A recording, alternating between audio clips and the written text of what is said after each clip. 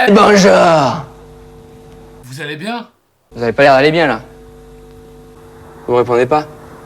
Hello everybody, j'espère que vous allez bien. Aujourd'hui on se retrouve pour une petite vidéo après un mois d'absence. Un mois, waouh. Mais qu'est-ce que j'ai fait pendant ces un mois? Déjà oui, vous pouvez remarquer, j'ai des nouveaux cheveux. Je suis devenu le plus beige.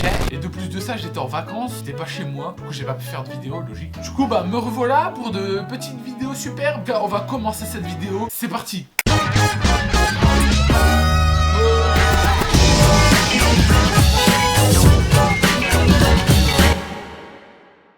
Alors là, je vais vous raconter des anecdotes qui me sont arrivées au collège et en primaire. Et préparez-vous parce qu'il y en a qui sont bizarres. Alors la première anecdote, c'est une anecdote qui s'est passée avec des potes à moi. En fait, c'était la récré, normal, on était avec nos potes dans la cour de récréation. Puis un de mes potes dit: ah vas-y, j'ai mal au ventre, j'ai envie d'aller à l'infirmerie. On se dit bah ok, vas-y, va à l'infirmerie. Puis nous on l'accompagne. Du coup on va à l'infirmerie, mais le problème, c'est qu'à l'infirmerie, c'était blindé. Il y avait trop de monde, du coup l'infirmière nous a dit allez patienter dehors. Et du coup nous on était au moins 4-5 et on patiente dehors. Et nous, on a une très bonne idée, l'idée du siècle. Et cette idée c'est quoi? Bah c'est de parler mal sur l'infirmière devant l'infirmerie. Vous savez, il y avait juste une vitre qui nous séparait de l'infirmière, hein. Il y avait juste une vitre qui nous séparait de l'infirmerie. Puis on disait ouais, l'infirmière c'est pas une vraie infirmière, si je te casse un bras elle va te donner un Doliprane et basta. Genre on l'insultait, on disait ouais c'est pas une vraie infirmière et tout. Et puis là, pendant qu'on parle sur elle, la porte de l'infirmerie s'ouvre et devinez qui c'est? C'est l'infirmière. L'infirmière elle vient vers nous et elle nous dit ok les gars, j'ai tout entendu, dégagez de là, faut que j'appelle le principal, vraiment ne revenez plus jamais ici.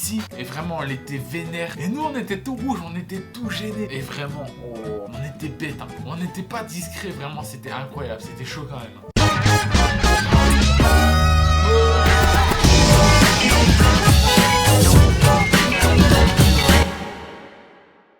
Ensuite, pour la deuxième anecdote, c'est une anecdote qui s'est pas passée dans mon collège, mais c'est une anecdote qui s'est passée dans une école, dans mon ancienne école primaire. En fait, à ce moment-là, je dormais chez des potes, et avec mes potes, on sortait souvent le soir en pleine nuit. Nous, on habite dans un village, et dans notre village, il y a une petite école primaire, c'est là où j'allais. Et on s'est dit, les gars, et si on allait sur le toit de notre école primaire en pleine nuit? Du coup, nous, on était grave chaud, on se dit, ah ouais, venez, on va sur le toit et tout. Parce que c'était assez facile d'aller sur le toit de notre école primaire. Du coup, on se prépare, on met nos vestes, on met nos capuches, on met nos chaussures, puis on va vers cette école. En pleine nuit, hein, il devait être minuit au moins. Puis là, et là discrètement on va vers l'école, on rentre dans l'école, on commence à monter sur le toit. Puis là, normal on est sur le toit, on se pose, puis tout à coup on entend une voix au loin qui dit oh les jeunes. Puis du coup nous, on se regarde tous, on flippe, puis on s'abaisse, on se met à couvert pour pas qu'ils nous voient. Puis moi j'ai pas cherché à réfléchir, je me suis barré en courant, on s'est tous barrés en courant. Et vraiment on a fait les Yamakasi. Vraiment à ce moment là j'aimais beaucoup le parcours, mais là on a fait les Yamakasi. On est descendu en -2, on a sauté. Puis là en fait l'entrée de mon école c'est une pente et il y a un grillage parce que j'habite en montagne, c'est une pente. Du coup pour s'échapper on monte la pente, mais le problème, devinez quoi, c'est que le mec qui nous a crié dessus était juste devant la pente. Le mec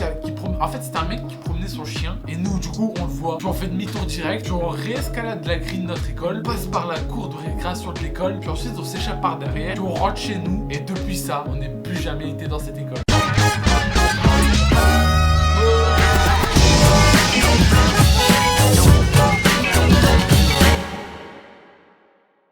Alors pour cette troisième anecdote, ça s'est passé avec un pote et il se reconnaîtra. En fait c'était quelques temps après la rentrée de 6ème. Je venais d'entrer au collège, je me disais waouh trop chaud, je suis au collège, je suis un grand maintenant. Du coup je me disais ouais faut que j'ai un comportement de grand, faut que je fasse n'importe quoi. Je me disais ok je vais faire une connerie. Du coup je me disais bien qu'est-ce que je peux faire comme connerie? Là je vois mon pote au loin, je sais plus ce qu'il faisait. Du coup je vais vers lui et j'ai encore honte aujourd'hui. Je vais vers lui, il me regarde, je le regarde et là pam, je baisse son froc. Je baisse son froc devant tout le collège. C'était une cour de récréation, hein. Baisse son froc devant tout le monde.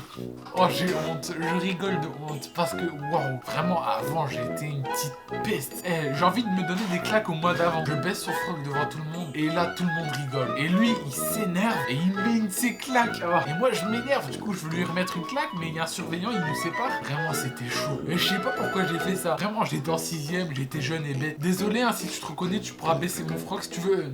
What? En tout cas c'est la fin de ces anecdotes. Vraiment il y en a eu des croustillantes. Si vous voulez des anecdotes, pétez la barre des likes. Mais Axel, tu fais seulement 3 likes par vidéo. Mince. Bon bah dans ce cas-là, pétez la barre des likes quand même, hein, on s'en fout. Abonnez-vous. Et vraiment, qu'est-ce que je peux vous dire de spécial moi? Au revoir.